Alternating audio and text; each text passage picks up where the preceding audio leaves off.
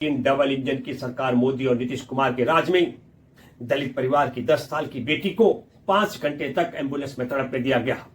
दोस्तों नमस्कार, मैं हूं भूपेंद्र रावत और आप देख रहे हैं राजनीतिक पोल खोल। आज हम खोलेंगे एक 10 साल की दलित बेटी के दर्दनाक मौत का सच।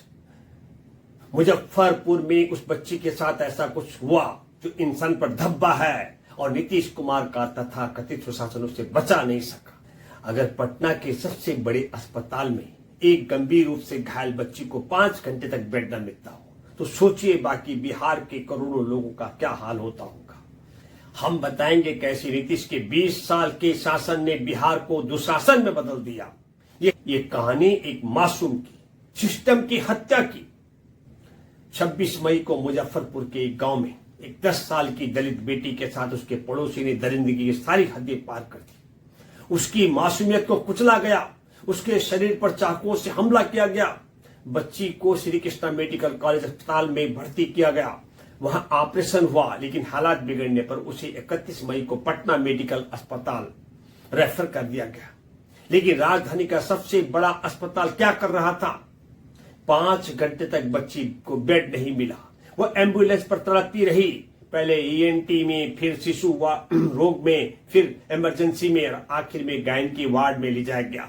लेकिन तब तक बहुत देर हो चुकी थी। 1 जून को उस मासूम ने दम तोड़ दिया। याद कीजिए दोस्तों, 16 दिसंबर 2012 23 साल की निर्भया दिल्ली के साकेत सिलेक्ट सिटी वॉक में लाइफ ऑफ पाई देखने गई थी।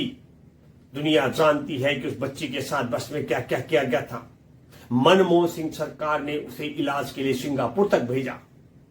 दुख और अफसोस की बात है कि निर्भया बच नहीं पाई।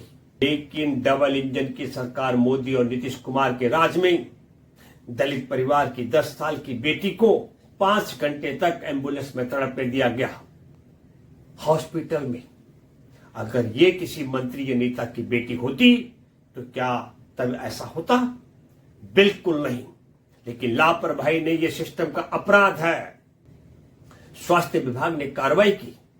पटना मेडिकल कॉलेज हॉस्पिटल के प्रभारी उपाधीक्षक डॉक्टर अभिजीत सिंह को हटाया गया और Shri Krishna medical college hospital के उपाधीक्षक डॉक्टर कुमारी विभा को रेफर पॉलिसी तोड़ने के लिए सस्पेंड किया गया।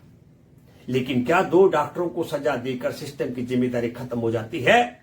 अगर इस बेटी को इसलिए नजरअंदाज किया गया क्योंकि वो दलित थी, गरीब थी, तो ये सिर्फ लापरवाही नहीं है, भेदभाव है। लेकिन सीएजी की 2024 की रिपोर्ट कहती है कि बिहार में 49% स्वास्थ्यकर्मी पद खाली हैं।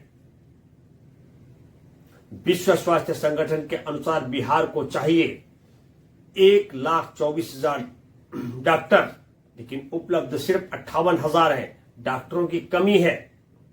प्रति 10,000 लोगों पर सिर्फ 3.5 डॉक्टर, जो औसतन राष्ट्रीय स्तर पर भी आधा है। स्वास्थ्य बजट जीडीपी का सिर्फ 1.2%, जबकि विश्व स्वास्थ्य संगठन की सलाह है कि 5% स्वास्थ्य बजट होना चाहिए। राजधानी में अगर ये हाल है तो गांवों की हालत क्या होगी? बिहार सरकार ने 3 निदेशकों की हाई लेवल कमेटी बनाई, राम नारायण चौधरी, विनोद सिंगर, प्रमोद कुमार। लेकिन सवाल यह है, क्या ये कमेटी सच्चाई सामने लाएगी या फाइलों में दबी रह जाएगी?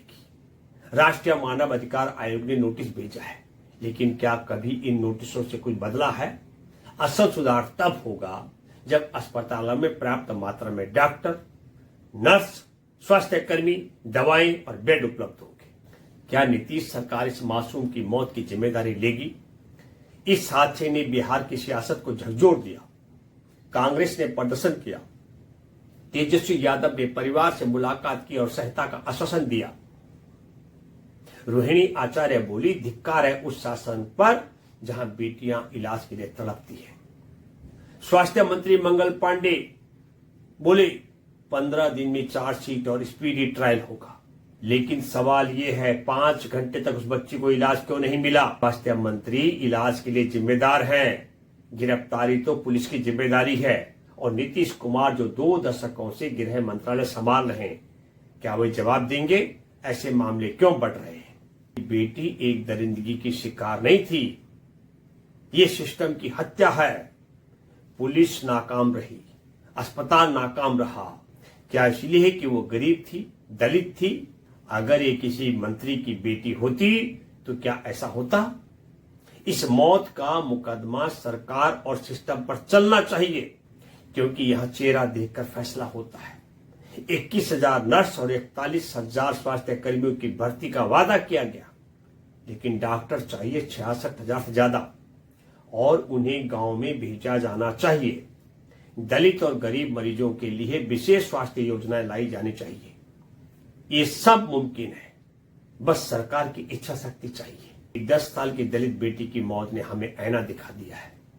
निर्भया को विदेश भेजा गया, लेकिन इस बच्चे को एम्बुलेंस में तड़पते रहने दिया गया।